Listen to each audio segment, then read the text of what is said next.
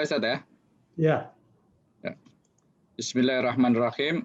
Assalamualaikum warahmatullahi wabarakatuh. Waalaikumsalam warahmatullahi wabarakatuh. Sidang ujian terbuka promosi doktor atas nama Insinyur Raden Ridwan Hasan Saputra MSI yang dilaksanakan secara daring segera dimulai. Kepada promovendus, Saudara Insinyur Raden Ridwan Hasan Saputra MSI dipersilahkan mempersiapkan diri. Selanjutnya, sidang ujian terbuka akan dibuka oleh Dr. Haji Ening Mujahidin, MSI, Rektor Universitas Ibnu Khaldun Bogor. Hadirin dipersilahkan menyimak dengan tenang. Assalamualaikum warahmatullahi wabarakatuh. Waalaikumsalam. Alhamdulillah, wassalatu wassalamu ala rasulillah, Sayyidina Muhammad ibn Abdillah, wa ala alihi wa sahbihi wa man tabi'ahu hudah, amma ba'du. Yang terhormat, para promotor, para penguji, saudara promovendus, dan hadirin. Dengan membaca Bismillahirrahmanirrahim, sidang terbuka dalam rangka ujian promosi doktor, program Doktor Pendidikan Agama Islam Sekolah Pasca Sarjana Universitas Ibnu Khaldun Bogor dengan ini dibuka. Sidang ujian terbuka atas nama Insinyur Raden Ridwan Hasan Saputra MSI NPM 13107211494, tempat tanggal lahir Bogor 16 April 1975, alamat Laladon Indah, Jalan Saguling nomor 10, Desa Laladon, Ciomas, Bogor, ayah Raden Haji Hasan Yusuf, ibu Raden Haji Surtika, istri Anis Kurniasi SP, anak 1 Raden Rahayu Ningati Ridwan Saputra, 2 Raden Surawi Sesa Ridwan Saputra, 3 Raden Jaganata Ridwan Saputra, 4 Raden Suci Hati Ridwan Saputra. Riwayat pendidikan formal, SD Ciherang 3 Bogor, lulus tahun 1987, SMPN Negeri 2 Bogor, lulus tahun 1990, SMAN Negeri 5 Bogor, lulus tahun 1993, Sarjana Teknik Pertanian pada IPB University tahun 1998, Magister Keteknikan Pertanian pada IPB University, lulus tahun 2001. Riwayat pekerjaan, tahun 2001 sampai dengan sekarang bekerja sebagai Presdir Klinik Pendidikan. Tahun 2003 sampai dengan sekarang bekerja sebagai pelatih nasional Olimpiade Matematika. Tahun 2008 sampai dengan sekarang bekerja sebagai konsultan matematika MTG Philippines. Tahun 2016 sampai dengan sekarang bekerja sebagai motivator suprarasional. Tahun 2020 sampai dengan sekarang bekerja sebagai Direktur PT RHS. Riwayat organisasi, menjadi juri Olimpiade Matematika Nasional dan Internasional, penyelenggara event Olimpiade Nasional dan Internasional, penulis buku dan pembicara nasional dan internasional, Direktur Australian Mathematics Competition di Indonesia 2008 sampai dengan sekarang. Direktur International Mathematics Contest Union di Indonesia 2009 sampai dengan sekarang.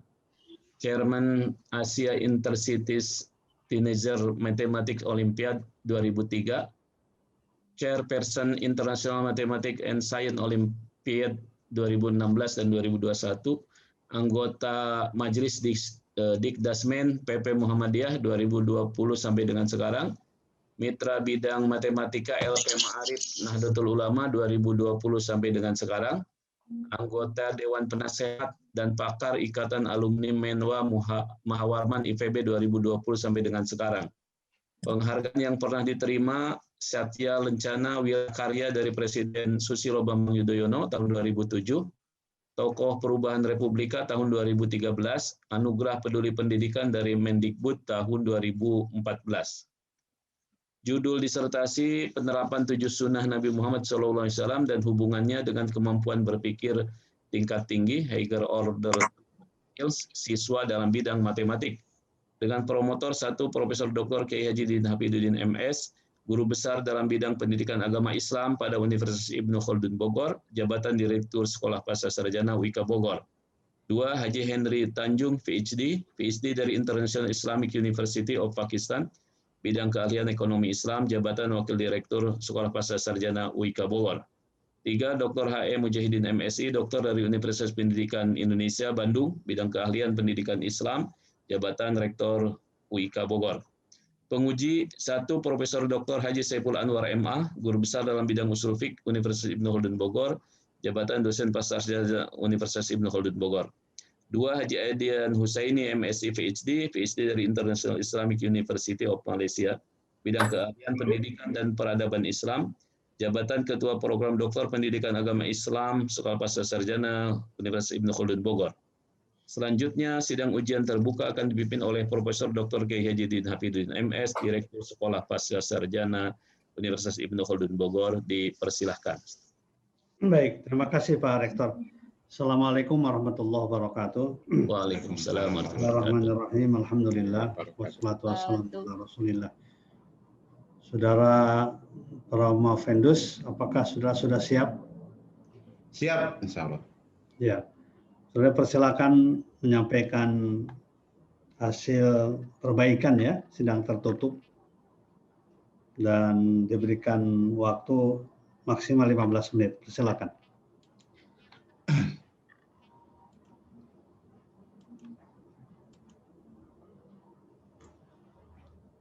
Baik, terima kasih. Bismillahirrahmanirrahim. Assalamualaikum warahmatullahi wabarakatuh. Waalaikumsalam. Kepada yang terhormat Komisi Pembimbing Bapak Profesor Dr. Kiai Haji Din Hafidzuddin MS, Bapak Haji Hendy Tanjung PhD, Bapak Dr. Haji Nin Mujahidin MSI, dan tim penguji Bapak Profesor Dr. Saiful Anwar MS dan Bapak Adian Husaini PhD, serta para tamu undangan, orang tua siswa KPM dari berbagai latar belakang, baik suku, bangsa, dan agama, terus rekan-rekan yang saya undang secara khusus, dan juga khususnya keluarga saya. Perkenankan saya akan menyampaikan paparan inti dari disertasi saya yang berjudul Penerapan 7 Sunnah Nabi Muhammad SAW dan hubungannya dengan kemampuan berpikir tingkat tinggi atau higher order thinking skill siswa dalam bidang matematika. Latar belakang bahwa berdasarkan hasil survei PISA, Indonesia urutan ke-73 dari 79 negara dalam bidang kemampuan matematika. Dan dari hasil TIMSS juga kita urutan ke-46 dari 51 negara. Terus terang itu merupakan hasil yang sangat memprihatinkan. Padahal istilahnya orang Indonesia itu mayoritas penduduknya beragama Islam, dan pada abad pertengahan Islam itu pernah mempunyai kejayaan dalam bidang sains dan matematika. Salah satu faktornya adalah karena rajinnya beribadah. Nah, saya mencoba untuk mengangkat bagaimana kalau misalkan orang Indonesia yang beragama Islam ini rajin beribadah, sepertinya akan ada hubungan terhadap peningkatan kemampuan matematika di Indonesia. Nah, saya mencoba mengangkat dalam hal rajin ibadah ini adalah tentang 7 sunnah Nabi Muhammad SAW. Tujuan penelitian ini adalah untuk merumuskan penerapan 7 sunnah Nabi Muhammad SAW dalam pembelajaran matematika yang menggunakan kemampuan berpikir tingkat tinggi atau higher order thinking skills. 2. Menganalisis hubungan penerapan 7 sunnah Nabi Muhammad SAW dengan kemampuan berpikir tingkat tinggi atau higher order thinking skill. 3. Menganalisis amalan dalam penerapan 7 sunnah yang berhubungan dengan signifikan dengan kemampuan berpikir tingkat tinggi atau higher order thinking skill. Sebelumnya saya ucapkan terima kasih ini kepada Bapak Haji Hendy Tanjung, PhD, dan juga Pak Kiai Din Hafidzuddin, karena dalam sidang tertutup ada masukan untuk mengubah dari judul dan penelitian ini untuk kasus masalah hubungan dari penerapan 7 sunnah. Manfaat penelitian adalah sebagai landasan akademi sebagai penulis dalam rangka menyebarkan pembelajaran yang menerapkan 7 sunnah Nabi Muhammad SAW yang berhubungan dengan kemampuan berpikir tingkat tinggi atau higher order thinking skill siswa di bidang matematika, dan akan disebarkan ke berbagai daerah di seluruh Indonesia. Yang kedua, sebagai sumbangan pemikiran kepada Kementerian Pendidikan dan Kebudayaan, juga Kementerian Agama dalam rangka meningkatkan kemampuan berpikir tingkat tinggi atau higher order thinking skill siswa dalam bidang matematika melalui model pembelajaran yang menerapkan 7 sunnah Nabi Muhammad SAW. Tinjauan pusaka ini meliputi matematika, kemudian matematika dalam bingkai sejarah Islam, kemudian hakikat higher order thinking skill, tazkiyatun nafs, 7 sunnah Nabi Muhammad SAW, dan model pembelajaran. Nah, saya ucapkan juga terima kasih kepada Bapak Profesor Dr. Saiful Anwar karena pada saat sidang tertutup memberikan masukan tentang 7 sunnah Nabi Muhammad SAW. Ini bisa ditemukan di buku karangan Bapak Paddan Al-Ikhwani. Di sini ada judul tentang dahsyatnya 7 sunnah. Di sini ada sholat tahajud, sholat fardu berjamaah, sholat duha, membaca Al-Quran, puasa sunnah, sedekah, dan menjaga wudhu. Di penelitian sebelumnya yang dilakukan oleh Romi tahun 2018, ada hasil penelitian bahwa membaca Al-Quran itu punya efek yang jauh lebih bagus dalam bidang matematika dibandingkan orang yang jarang membaca Al-Quran. Ini juga jadi salah satu pemikiran untuk membuat bagaimana kalau 7 sunnah ini dilaksanakan terhadap pengaruhnya terhadap kemampuan berpikir tingkat tinggi atau hubungan terhadap kemampuan berpikir tingkat tinggi siswa. Survei dilakukan penelitian dibuat dengan model survei dan kemudian juga wawancara. Ini bentuk kuesionernya menggunakan format komputer sehingga bisa langsung dieksekusi dengan scanner, walaupun nanti pesertanya banyak.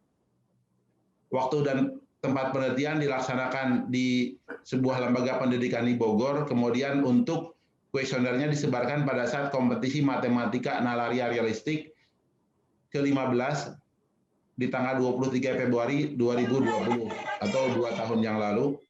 Kemudian populasi sampel dan teknik pengambilan, kita mengambil sampelnya di daerah Sidoarjo, Solo, Bogor, Depok, Serang, Tangerang, Jakarta, Bekasi, dan Surabaya, karena di lokasi ini adalah tempat cabang-cabang lembaga tersebut yang sudah terbiasa menerapkan 7 sunnah. Kita mencari sampelnya nanti menggunakan rumus Lopin, ini populasinya. Nah, temuan dan hasil penelitian, penerapan 7 sunnah dalam proses belajar matematika diperoleh sebagai berikut. Sebelum belajar ada salam pembuka, berdoa dengan suara yang keras untuk membaca surat Al-Fatihah, sholawat Nabi, dan baca doa belajar, tadarus surat pendek, membaca Asmaul Husna, absensi, pengumpulan PR dan PR akhlak, penutupan 15 menit. Nah, di sini ada pemeriksaan amalan 7 sunnah dengan kartu 7 sunnah, ulasan singkat materi akhlak, merapikan kelas, doa penutup, dan baca surat Al-Asr. Nah, yang menarik di sini ada pembelajaran matematika nalaria realistik. Dimulai dengan pemberian masalah nyata, pemahaman konsep, penanaman komunikasi, pemecahan masalah, eksplorasi, ada permainan dan aplikasi dalam kehidupan. Ini adalah pembelajaran matematik yang khas dilaksanakan di lembaga tersebut. Nah, yang menarik di sini adalah ada yang namanya cara berpikir suprarasional. Lembaga ini agak unik karena menerapkan bayaran seikhlasnya. Nah, secara logika, secara rasional harusnya 6 bulan tutup, sampai sekarang sudah 15 tahun masih tetap bertahan, dan orang-orang yang bekerja di sini pun mendapatkan gaji dengan standar. Nah, ternyata dasarnya adalah di surat Al-Asr. Bismillahirrahmanirrahim. Wal 'asr innal insana lafi khusr illa alladziina aamanu wa 'amilus sholihati wa tawassaw bil haqq wa tawassaw bis sabr. Di sini artinya demi masa sesungguhnya manusia itu benar-benar dalam kerugian kecuali orang-orang yang beriman dan mengerjakan amal soleh dan nasihat menasihati supaya menetapi kebenaran dan nasihat menasihati supaya menetapi kesabaran. Di sini ternyata ada konsep yang menarik bahwa dalam cara berpikir suprarasional, beriman dikategorikan sumbu Y, dalam beramal soleh sumbu X, dan menasihati sumbu Z. Di sini akan menghasilkan yang namanya bentuk 3 dimensi, artinya wadah rezeki.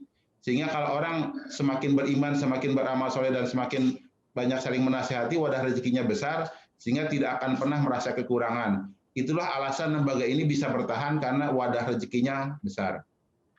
Nah, hubungan penerapan 7 sunnah dari sampel 13.965 diambil 1.408, margin errornya 2,5%. Nah, kemudian diperoleh hasil seperti ini.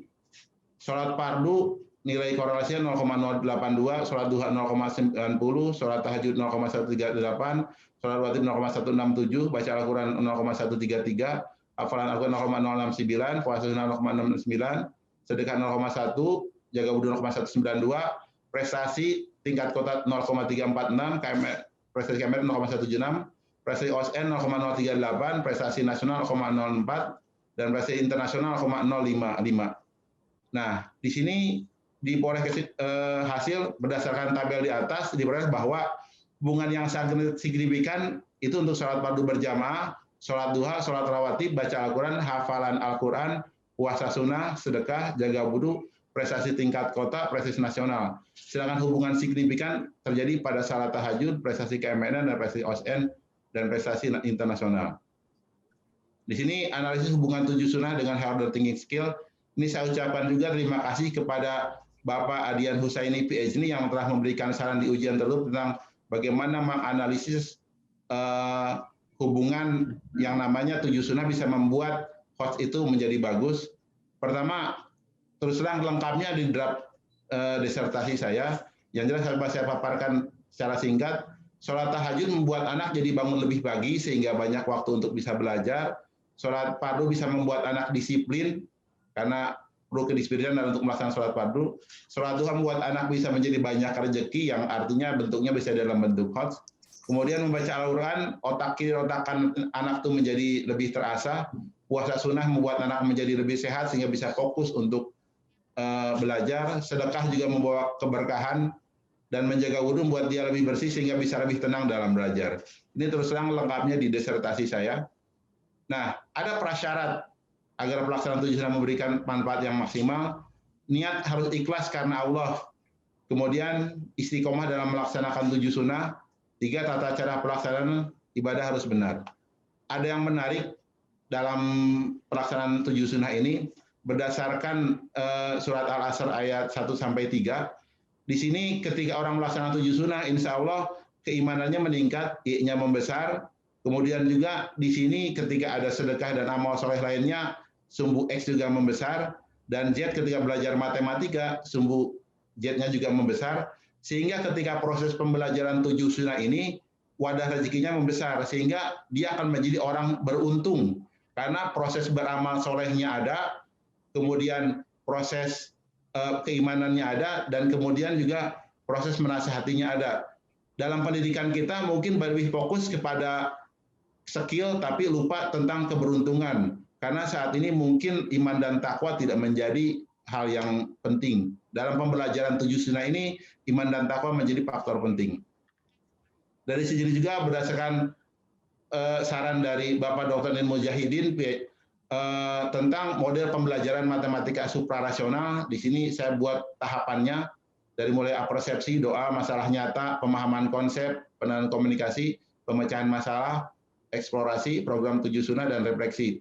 Ini menurut saya adalah temuan baru dalam model pembelajaran matematika. Insya Allah ini bisa dikembangkan lebih lanjut.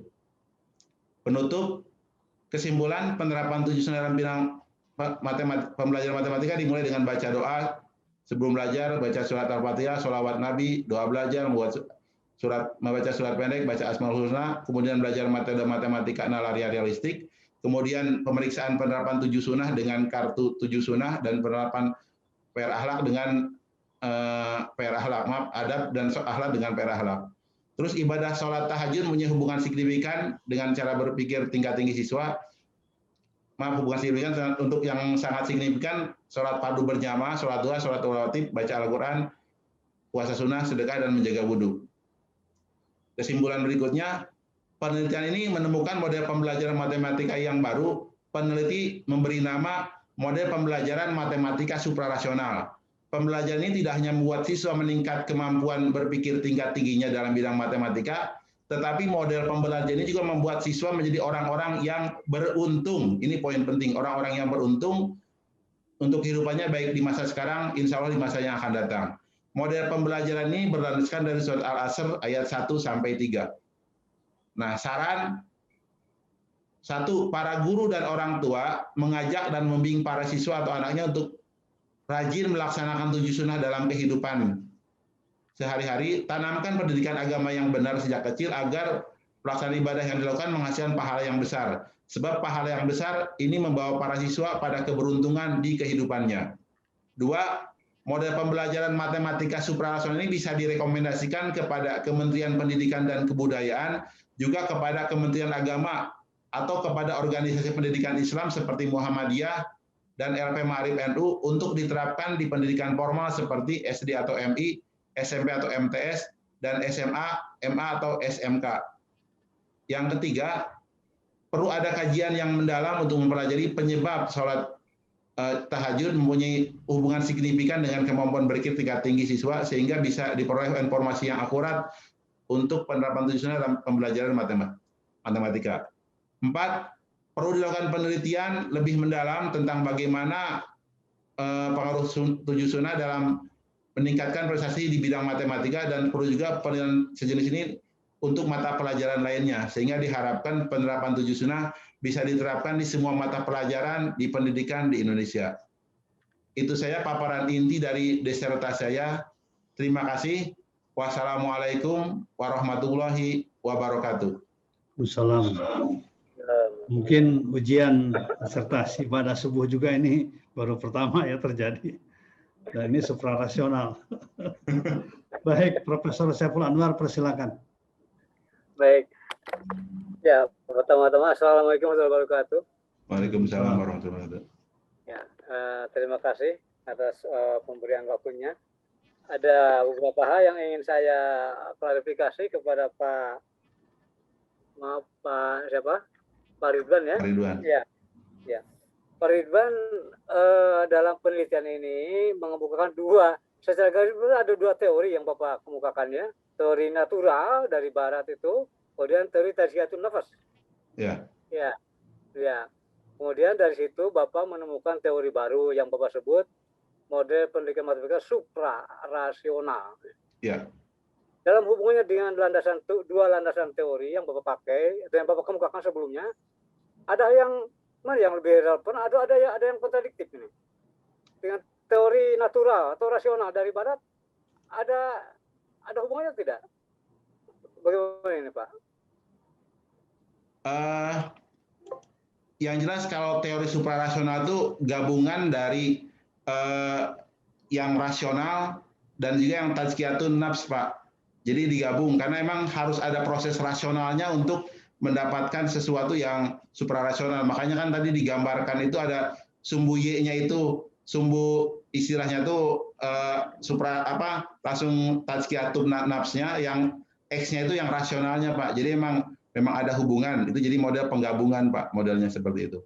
Penggabungannya. Jadi rasionalitasnya ada juga ya. Iya. Walaupun supra tapi rasionalitas juga ada betul. Ya. Ya, baik. Yang kedua, saya ingin mendalami yang Bapak istilahkan tazkiyatun nafas. Ya. Tazkiyatun nafas menurut Bapak tadi mengandung dua unsur pengertian ya, atau dua unsur makna, tathir dan tanmiyah. Ya. Dari kata zakat, Pak ya. Ya. Tathir dan tanmiyah.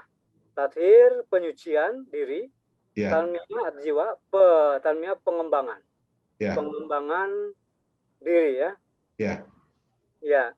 Dalam analisis Bapak, kenapanya rasional juga ini hubungan antara pembersihan jiwa dan pembesaran jiwa.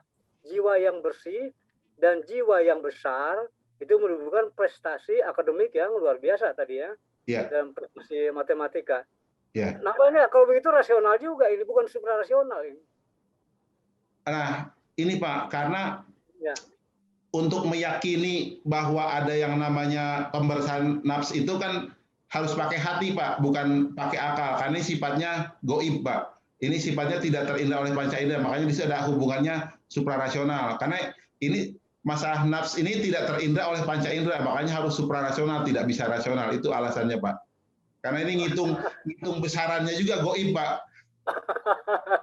Jadi di situ Bapak mengatakan, karena itu mengatakan supra ya, suprarasional. Ya, tidak terukur, tidak terukur secara konkret ya. Betul, itu. Ya. Lalu kalau begitu Bapak menamakan hubungan antar prestasi dengan prosesnya itu tadi semacam hubungan apa ini? Ada hubungan korelasional atau hubungan kausal yang lebih tepat menurut Bapak ini? Kalau saya melihat saat ini masih korelasional, Pak. Korelasional. Karena kalau kausal itu terus terang untuk prestasi di bidang matematika kan banyak penyebab gitu. Bisa dari rajin belajarnya, gurunya, situasi kelasnya, dan lain-lain gitu. Tapi kalau ini ya korelasional saja dulu, Pak. Mungkin harus ada penelitian lebih lanjut untuk ke kausalnya. Oh iya. Baik kalau begitu, ya ini coba nanti Bapak barangkali di sini ya. Ini kalau saya berikan gambaran sepintas Pak ya. Ya. Ada dua tesis sebenarnya adalah dari filosof Muslim. Pertama Al-Ghazali. Al-Ghazali mengistilahkan hukum kausalitas itu dengan iktiron. iktiron, simultanitas. Nah, ini barangkali yang lebih korelasional. Tapi Ibnu Rus itu lebih ekstrim, dia lebih maju. Dia taksir, efektivitas. Jadi lebih ke kausalitas natural, Ibnu Rus ya. Nah, makanya tadi saya ingin kalau begini, kalau saya melihat dari dua paradigma antara Al-Ghazali dan Ibnu Rus, berarti Bapak masih sebatas teori yang lebih mirip Al-Ghazali ya. Iktiron, korelasional. Dalam artian simultan ya. Hubungan benang merahnya itu belum ketemu. Hubungan kausalnya maksud saya. Ya. Apa seperti itu?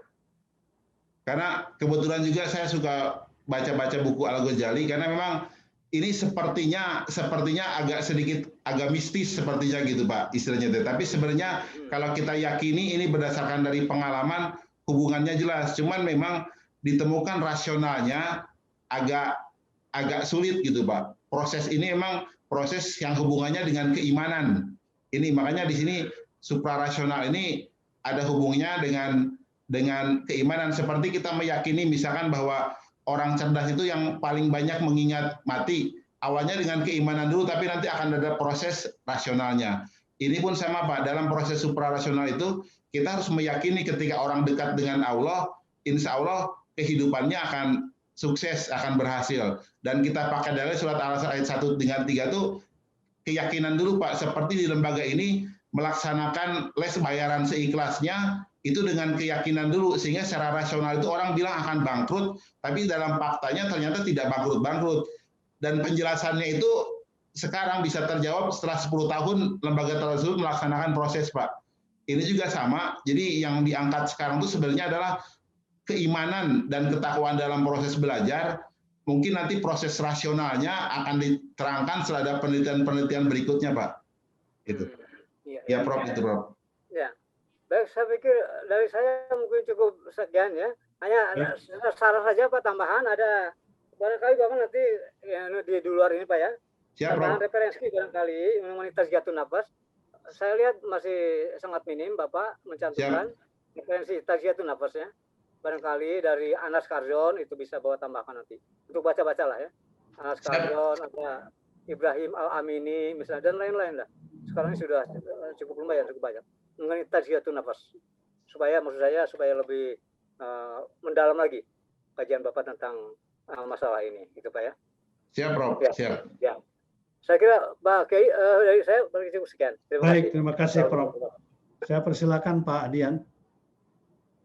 Terima kasih. Assalamualaikum warahmatullahi wabarakatuh, Pak Ridwan. Waalaikumsalam warahmatullahi wabarakatuh. Ya, seperti dalam beberapa kali ujian dan diskusi ya, memang disertasi ini menghasilkan temuan yang penting menurut saya, yaitu ada satu hubungan korelasi antara pengamalan 7 sunnah gitu kan dengan prestasi di bidang matematika. Nah, tapi betul tadi dalam memang sudah dicoba untuk yang saya minta dulu tentang penjelasan rasionalnya gitu ya. Kok bisa gitu loh 7 sunnah bisa meningkatkan matematika itu seperti apa? Tadi kan sudah dicoba itu. Ya ada aspek disiplinnya gitu kan, mungkin ada aspek ketenangan, ada aspek Nah, yang aspek maksud saya suprarasionalnya itu barangkali ini ya, mungkin kalau Prof. Saiful juga bisa menjelaskan nanti tentang ini mungkin harus dicari dalam teori satu tentang intuisi. Yang kedua adalah nasru minallah, ya, teori pertolongan Allah. Nah, itu bisa diambil tuh. Jadi bahwa anak-anak ini kenapa kok bisa meraih prestasi tinggi? Ya, sebetulnya kan suprarasional ini intuisi, emang nggak bisa dijelaskan. Ya, intuisi itu firasat, semua itu kan datang dari Allah. Ya, dan itu memang itu suprarasional, nggak bisa dijelaskan, gitu ya. Secara rasional kan Pak Ridwan itu belajarnya teknologi pertanian, gitu kan. Tapi kenapa kok bisa kemudian ke Olimpiade Matematika teori ini? Itu suprarasional itu. Ya tadi itu apa namanya?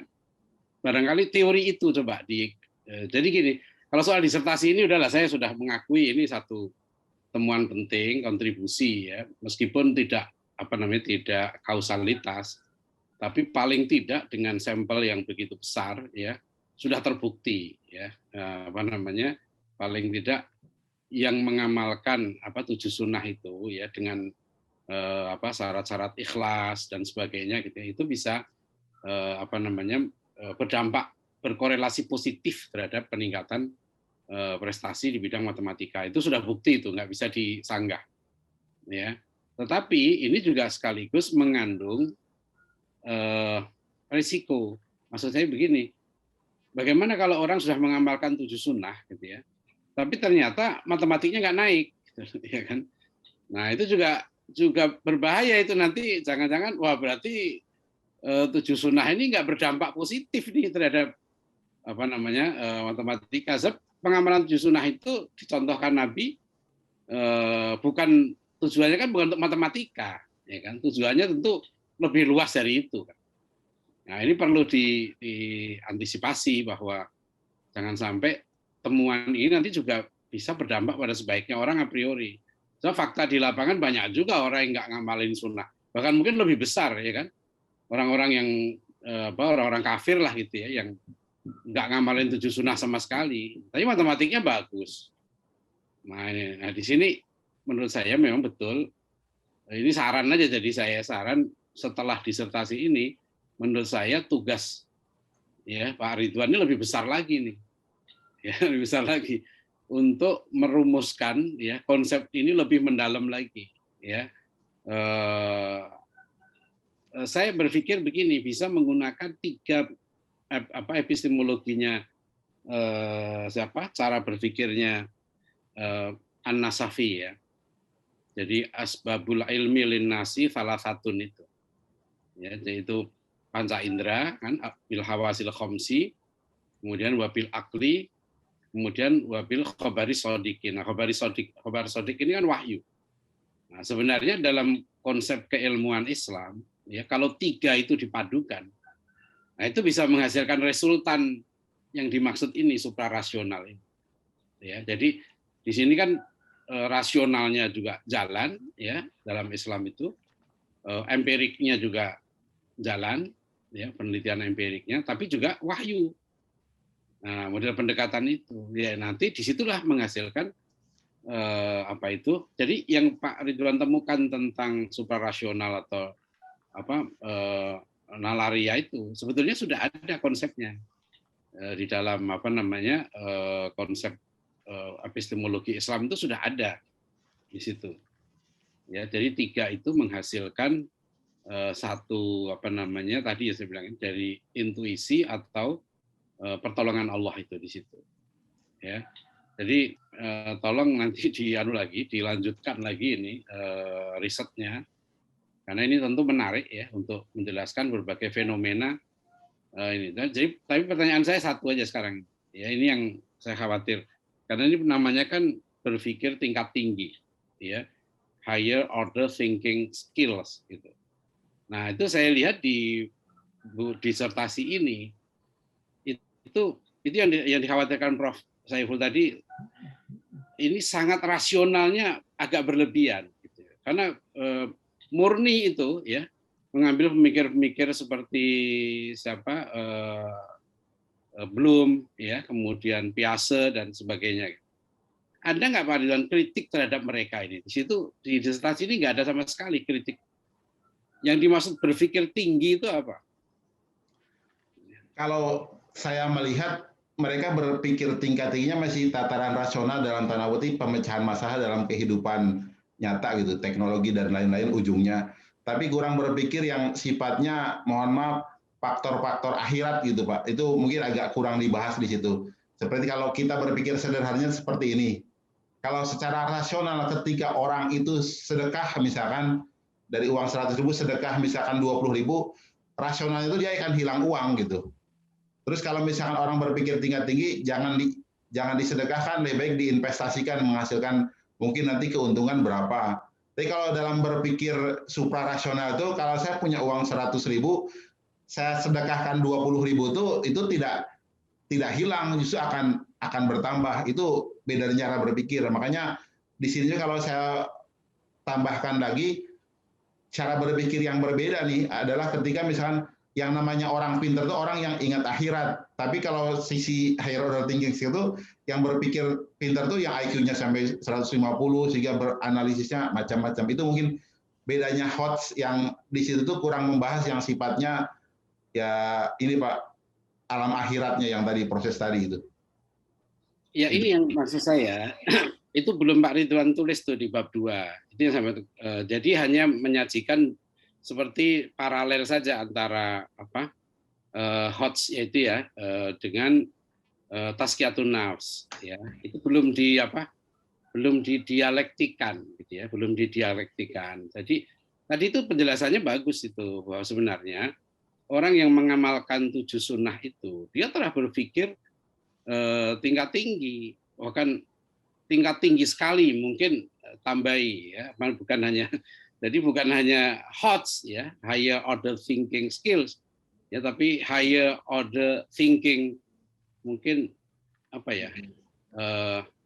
very higher order thinking skill. Jadi ini berpikir yang tinggi sekali gitu kan. Bukan hanya tinggi ya, yang tinggi masih di tataran rasional tadi. Nah, orang yang mau mengamalkan 7 sunnah itu kan bukan hanya mengamalkannya. Itu yang juga Pak Ridwan belum gali di situ. Orang yang mengamalkan 7 sunnah itu, dia sebetulnya pemikirannya sudah di atas HOTS. Gitu. Ya. Jadi kalau bahasanya Raja Ali Haji dalam Gurindam 12 itu begini, di antara tanda orang berakal, ya, di dalam dunia ia mengambil bekal. Jadi orang cerdas itu, orang yang berpikir jauh ke depan, yaitu membawa bekal untuk alam akhiratnya. Itu betul yang tadi disebut itu. Nah itu, jadi ini menarik sebetulnya. Itu kenapa saya katakan bahwa disertasi ini sudah cukup lah untuk sebuah disertasi menghasilkan suatu temuan penting. Tapi justru saya melihat setelah ini nih harus menemukan konsep yang tadi ya suprarasional itu diilmiahkan lagi. Ya. Nah itu aja, Ustaz. Terima kasih. Ini sekedar saran. Ini sudah satu sumbangan penting lah untuk dunia ilmiah kita. Terima kasih. Baik. Pak Ridwan ya, itu ada sebuah hadis ya. Silakan dilihat di muhtar hadisnya. Ya, siap. Hadis itu berbunyi ati rabbaka fatusamma akilan wala ta'sihi fatusamma jahilan. Taatlah kepada Tuhanmu, kau akan dikatakan orang cerdas. Jadi orang cerdas itu orang taat. Wala ta'sihi, jangan maksiat kepada Allah. Fatusamma jahilan, kau akan dikatakan orang bodoh. Jadi ini ya deskripsi yang lebih luas dari Rasulullah tentang pengertian cerdas dan pengertian bodoh. Mungkin untuk tambahan saja nanti. Jadi ternyata ibadah itu menimbulkan kecerdasan. Ya, maksiat itu menimbulkan kebodohan. Gitu. Terima kasih Pak Kiai. Ya, silakan para promotor, Pak Andi Tanjung dulu sebelum Pak Rektor nanti. Baik, Prof. Venus yang terhormat, dari 40 literatur review yang sudah dilakukan, apa hasilnya? Apa hasil literatur review yang Anda lakukan? Terus terang, saya melihat pertama ada memang pengaruh-pengaruh dari ibadah yang membuat istilahnya itu meningkat dari mulai sholat duha, tahajud dan lain-lain. Tapi ada hal juga yang menarik bahwa di sebuah perguruan tinggi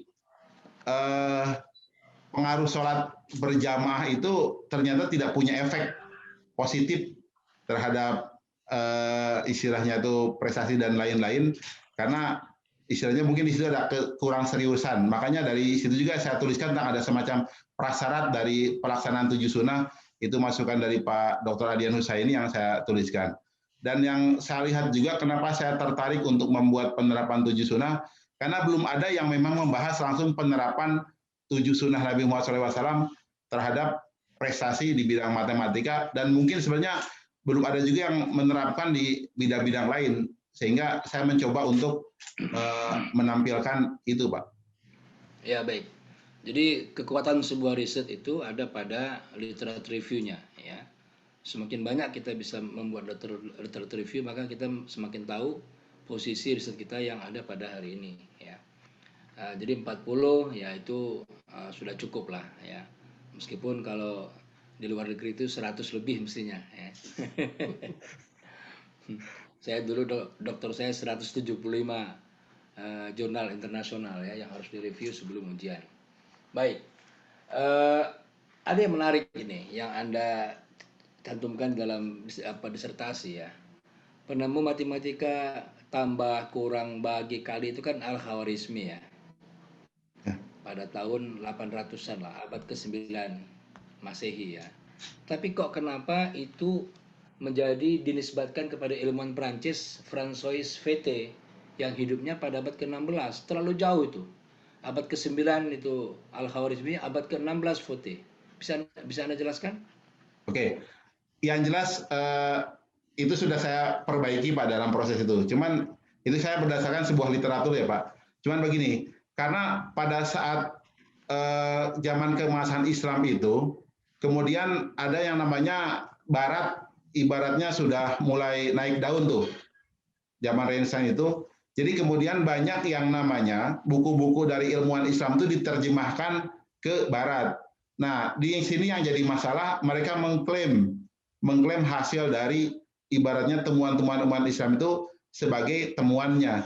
Nah, karena saat ini ibaratnya Barat sebagai pemenang, sehingga orang berpikir bahwa ini memang hasil produksi Barat. Sementara sejarah keemasan Islam itu kan terus terang banyak yang sengaja ditutup, Pak. Sehingga orang berpikir bahwa ini tidak mungkin dari orang Arab. Jadi kalau saya duga sih ini bahwa ini proses mengklaim, Pak. Mengklaim istilahnya ini hasil produksi saya, karena istilahnya tuh ya ibaratnya kan pada saat zaman keemasan itu tidak bisa berkata-kata mengklaim lagi.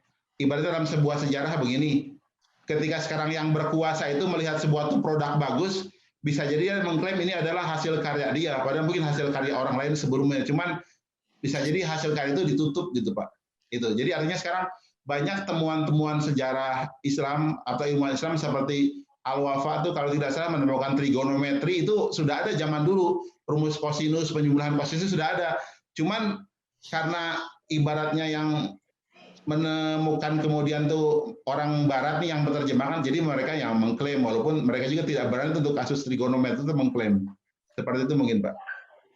Iya, jadi nanti boleh juga nanti dibaca ya artikel saya dengan Profesor Asad Zaman ya di Jakarta Post, judulnya The Dark Side of Alignment Project ya. Jadi situ kita kupas tuntas kenapa klaim-klaim Barat itu dilakukan ya.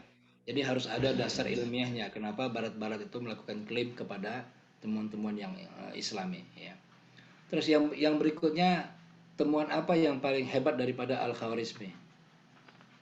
Kalau saya melihat temuan yang paling hebat itu beliau menemukan konsep aljabar, karena waktu itu beliau ingin memecahkan masalah hukum waris, karena zaman dulu mungkin belum menemukan caranya. Dia menemukan konsep aljabar. Terus yang saya sangat menarik adalah beliau menemukan rumus ABC yang sekarang dipakai di persamaan kuadrat, dan caranya sangat menarik. Beliau menggunakan rumus ABC itu temuannya dengan menggunakan geometri, Pak. Itu buat saya sangat menarik. Sementara orang lain menjelaskan rumus ABC itu dengan menyamakan kuadrat dan prosesnya sangat panjang, tapi Al-Khawarizmi kalau menurut saya istilahnya tuh beliau menemukan konsep tadi rumus ABC. Kalau menurut saya loh Pak. Ya, ada yang lebih hebat lagi dari situ. Dia menemukan angka 0 ya. Nah, untuk angka 0 ini ya. Untuk angka 0 masih banyak perdebatan, Pak. Ya, tapi itu sudah jelas nanti bisa dilihat di dalam kitab-kitab yang ada ya. Dalam penemuan angka 0 ini karena di zaman Romawi belum ada angka 0 ya. Dengan penemuan angka 0 ini, maka ditemukanlah angka digit 1010 yang itu menjadi bahasa komputer. Ya, dan kemudian sekarang menjadi berkembang sekali di teknologi informasi. Jadi T ini sangat berutang budi pada Al-Khawarizmi, ya. dengan penemuan angka 0. Dan satu analogi beliau yang sangat luar biasa adalah ketika menjelaskan tentang jodoh ya. Apabila kita menikah, kemudian ini kalau sudah urusan menikah, ibu-ibu pada senyum ini. Ya. Kalau sudah kalau kita mau menikah, kemudian mendapatkan, kan ada 4 pilihan ya. Karena agamanya, akhlaknya ya, kemudian di jamalia karena kecantikannya, karena kekayaannya, dan karena keturunannya. Kalau kita mendapatkan calon karena akhlaknya, itu maka kita taruh 1, angka 1 ya, fawa wahid, beliau sebutnya 1. Apabila tampan atau cantik, tambah 0 di belakangnya jadi 10.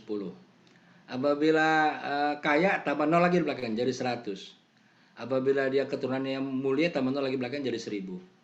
Tetapi kata beliau, apabila akhlaknya tidak ada, maka angka 1-nya hilang, tinggallah angka 0 yang berjajar di situ gitu. Masya Allah, luar biasa itu ya. Jadi analogi-analogi yang sangat ini daripada ilmuwan-ilmuwan kita harus antisipasi. Ya, barangkali demikian dari saya. Makasih.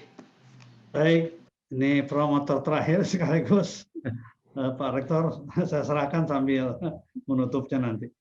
Baik, terima kasih pimpinan sidang.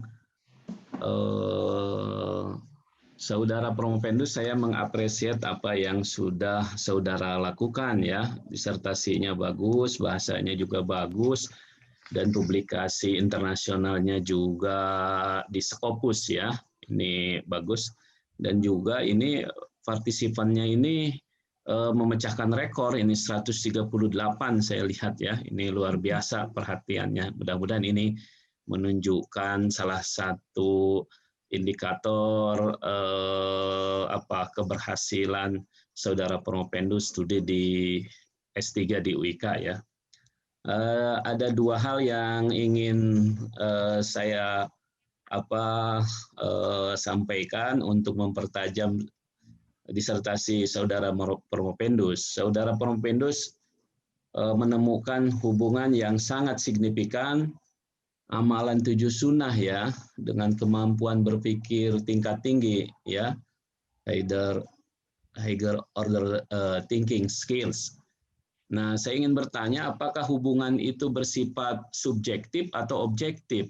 Subjektif itu artinya hubungan itu terjadi karena dia mukmin, atau hubungan itu memang objektif. Kalaupun dia bukan seorang mukmin, kalau mengamalkan yang 7 sunnah itu pasti berpengaruh ya. Karena sebagai contoh ya, ada kasus Pak Habibie ya, dengan kisah Pak Habibie dengan 2 temannya yang Yahudi itu ya, yang dia meningkatkan kemampuan berpikirnya dengan membaca Al-Qur'an yang Yahudi itu kan. Nah, itu kalau itu kan berarti sudah melewati subjektivitas ya. Nah, kira-kira dari 7 ini apakah semuanya subjektif atau semuanya objektif? Kalau umpamanya semuanya objektif, berarti kalau non-muslim melakukan yang 7 ini, dia akan meningkat kemampuan berpikirnya itu. Oke, silakan Promopendus. Ini pertanyaan luar biasa ini. Saya nunggu Ilham sebentar ya Pak. Begini Pak, begini. Sebentar, saya sudah dapat ilham nih. Jadi kalau lihat dari sisi manfaat, ini manfaat duniawi ya Pak. Ini akan bersifat objektif. Misalkan gini, ketika kasus Yahudi itu dia belajar baca Al-Qur'an, pertama bangun pagi, dia malam-malam bangun, berarti kan waktu belajar dia lebih lama. Yang kedua, istilahnya itu dia itu baca Al-Qur'an, berarti kan otaknya terasah gitu loh istilahnya tuh. Sehingga di sini ada proses disiplin di sana, ada proses misalkan ketenangan hati di sana, ada proses istilahnya itu terasah otaknya di sana. Sehingga secara objektif kalau orang melakukan hal yang sama dalam proses itu, dia akan mendapatkan prestasi yang sama. Cuman bedanya adalah ketika niat untuk mendapatkan ridho Allah, kalau saya sering menyebut ini tabungan jiwa, I-nya mungkin tidak ke atas, sehingga yang namanya keberuntungannya mungkin tidak akan seberuntung ibaratnya itu yang melakukan karena Allah. Contoh begini, mungkin si orang Yahudi itu hanya terkenal sebagai orang pinter, prestasi bagus, jadi ilmuwan, tapi tidak seperti Profesor B.J. Habibie yang bisa jadi presiden. Iya. Di situ nilai keberuntungannya. Makanya kalau umat Oke, Islam gitu Pak. Baik, berarti ada nilai objektifnya, ya. Ada. Oke, ada nilai. Nah, nanti ini belum diungkap oleh ini ya. Nanti kan saya juga baru dapat ilhamnya ketika sidang tertutup kan nggak ketemu gitu kan. Hanya pas ketika sidang terbuka ininya ya. Nah, nanti Saudara Promopendus lihat bahwa ada nilai-nilai objektif gitu kan, yang ini bisa dilakukan oleh Muslim dan non Muslim. Nah itu yang Saudara Promopendus rekomendasikan ke Kemendikbud, yang nilai-nilai objektifnya. Siap. Ya, karena kan kalau Kemendikbud dia harus mengayomi semua semua agama ya. Nah kalau untuk Muhammadiyah dan Nahdlatul Ulama, Promopendus rekomendasikan seluruhnya kan. Ya.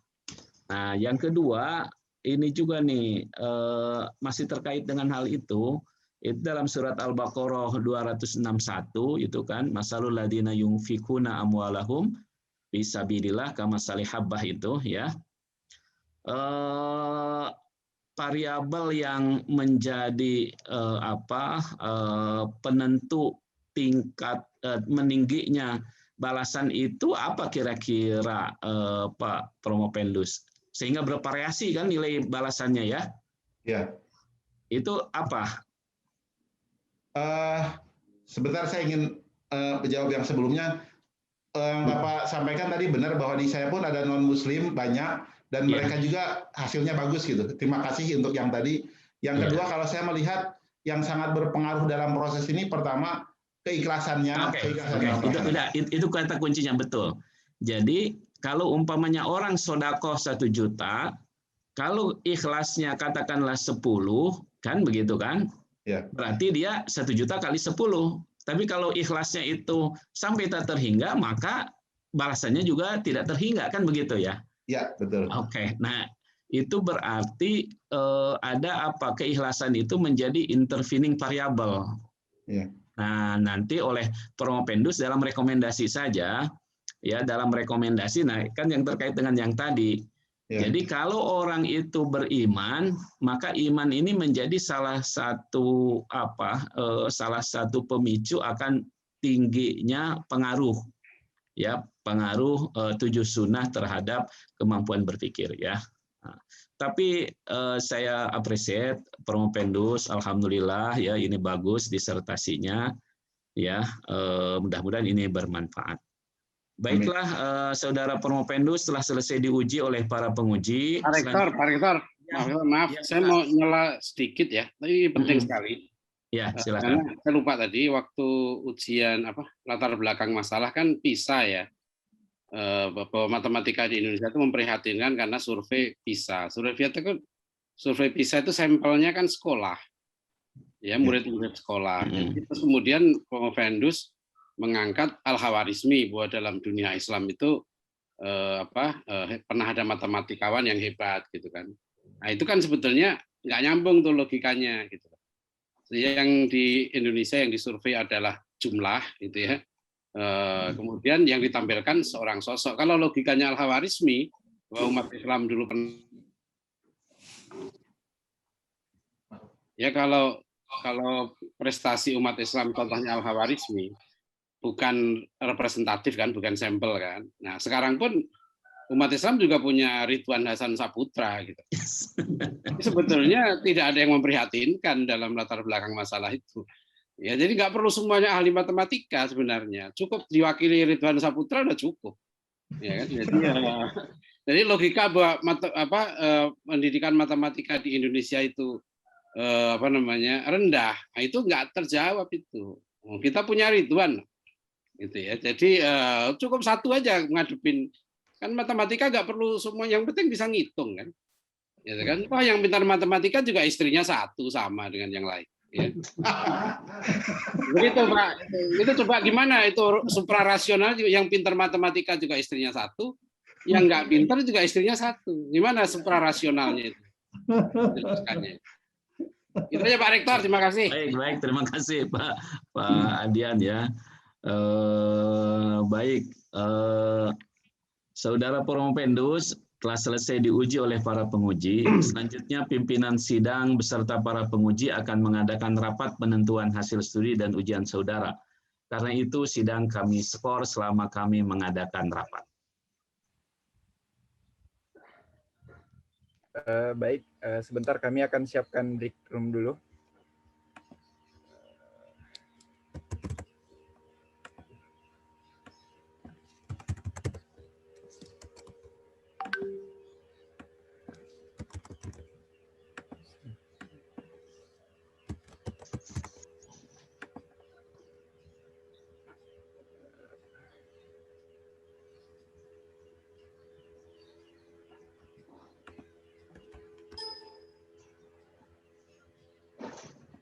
Ya, atau sebentar.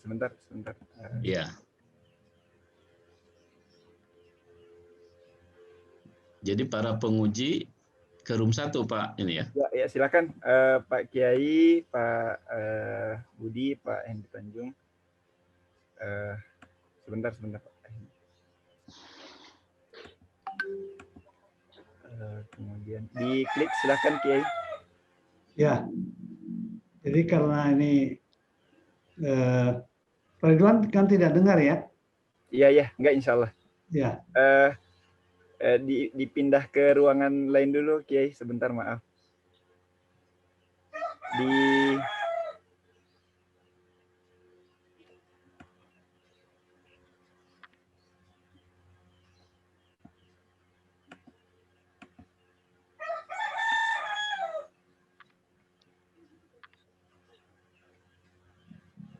Maaf Kiai, di laptop Kiai apakah ada tulisan untuk berpindah ruangan Kiai di pojok kanan atas? Ya.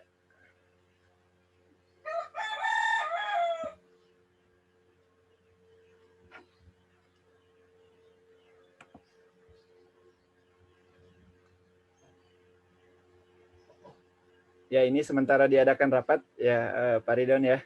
Pak Ridwan jangan tegang, Pak Ridwan.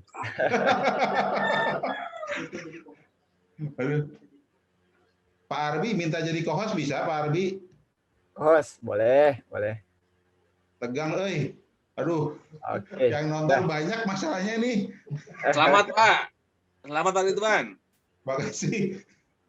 Selamat Pak Ridwan. Makasih. Pak. Selamat Mas Ridwan, selamat. Ya, makasih Pak. Nggak tahu nih hasilnya apa. Pak Ridwan, selamat. Hebat, pokoknya hebat, Des. APM terus maju, Pak. Amin. Harus Diono. Selamat Pak Ridwan. Alhamdulillah. Mohon doanya biar nyusul. Amin. Amin. Sukses selalu Pak Ridwan. Amin. Ini nonton berbagai kalangan nih, dari militer, dari perguruan tinggi, waduh. Sukses Pak Ridwan. Amin. Kumlot. Alhamdulillah. Kumlot. Semua biasa. Semua kumlot ini. Pasti. Mumtaz. Pak Ridwan, Ya, saya Bu. ada pertanyaan ya di grup ya. Jawab ya. Yul. Kayaknya Ibu Kan di susah sini nih. nggak bisa nanya. Jadi nanyanya di grup ya. Wah, nanyanya susah nih pas ini. Selamat Pak Ridwan. Pak. Aduh. Selamat Pak Ridwan. Terima kasih Pak. Aduh. Selamat Pak Ridwan. Ditegang Pak. Aduh. Semoga bermanfaat ya Pak, penelitiannya luar biasa. Amin. Hasilnya bukan komlot nih, summa komlot untuk outstanding ini. Amin. Kepada para peserta, kami harapkan agar untuk sementara ini dulu. Pak Ridwan, Silakan silent dulu, Bapak Ibu. Sidang disertasinya akan dilanjutkan kembali. Baik. Ya, silakan Pak Rektor. Para promotor, para penguji dan hadirin yang kami hormati, sidang kami buka kembali. Saudara Promopendus, setelah kami menilai sidang promosi doktor hari ini, maka kami nyatakan saudara lulus dengan predikat cum laude. Alhamdulillah. Selanjutnya, saudara berhak menyandang gelar Doktor Pendidikan Agama Islam dan segala hak yang meletak pada gelar tersebut. Saudara adalah doktor ke-257 pada program Doktor Pendidikan Agama Islam Sekolah Pasca Sarjana Universitas Ibnu Khaldun Bogor. Akhirnya, kami atas nama pribadi, pimpinan sidang, dan pimpinan Universitas Ibnu Khaldun Bogor mengucapkan selamat. Semoga ilmu yang saudara peroleh bermanfaat bagi agama, masyarakat, nusa, dan bangsa. Kami minta saudara Dr. Insinyur Raden Ridwan Hasan Saputra, MSI, dapat segera memperbaiki disertasi saudara sesuai rekomendasi para penguji dalam waktu paling lambat 1 bulan. Sebelum ditutup, kepada saudara Dr. Insinyur Raden Ridwan Hasan Saputra, MSI, dipersilahkan untuk menyampaikan kata sambutan selama 5 menit. Silakan. Oke. Bismillahirrahmanirrahim. Assalamualaikum warahmatullahi wabarakatuh. Waalaikumsalam warahmatullahi wabarakatuh. Pertama-tama saya ucapkan terima kasih kepada Pak Rektor, kemudian kepada Komisi Pembimbing, kepada penguji, terus juga kepada orang tua siswa Klinik Pendidikan MIPA, kepada rekan-rekan dari berbagai kalangan, militer, kepolisian, perguruan tinggi, dan semuanya lah, pokoknya tidak bisa saya sebutkan satu persatu. Kemudian untuk tim KPM yang sangat membantu proses ini, karena terus terang saya menyebutnya bahwa inilah hasil suprarasional, jadi saya jadi dokternya banyak sekali yang membantu, dan juga untuk keluarga saya yang juga terus terang sangat membantu, istri, anak-anak, kakak, adik, dan semuanya. Dan juga cita-cita orang tua saya harus ada yang jadi dokter, katanya anaknya, jadi sudah terwujud.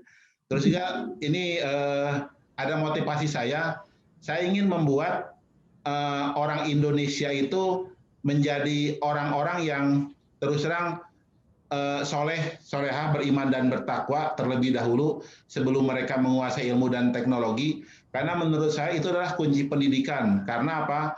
Mereka akan menjadi orang-orang yang beruntung. Kemudian nanti mereka mempelajari teknologi atau ilmu lainnya supaya mereka beruntung di bidangnya masing-masing. Yang saya melihat di akhir-akhir ini sepertinya ini malah jauh dari proses pendidikan yang saya harapkan, karena keimanan dan ketakwaan saat ini istilahnya itu semakin menjauh dari konsep pendidikan kita. Jadi buat saya saat ini mungkin saya akan berjuang dalam tanda petik di luar institusi resmi, artinya mungkin ketika Kemendikbud atau Kemendak belum merespon apa yang saya sarankan, insya Allah saya akan berjuang ya dengan teman-teman lah, dengan yang sevisi dengan saya untuk mewujudkan ini.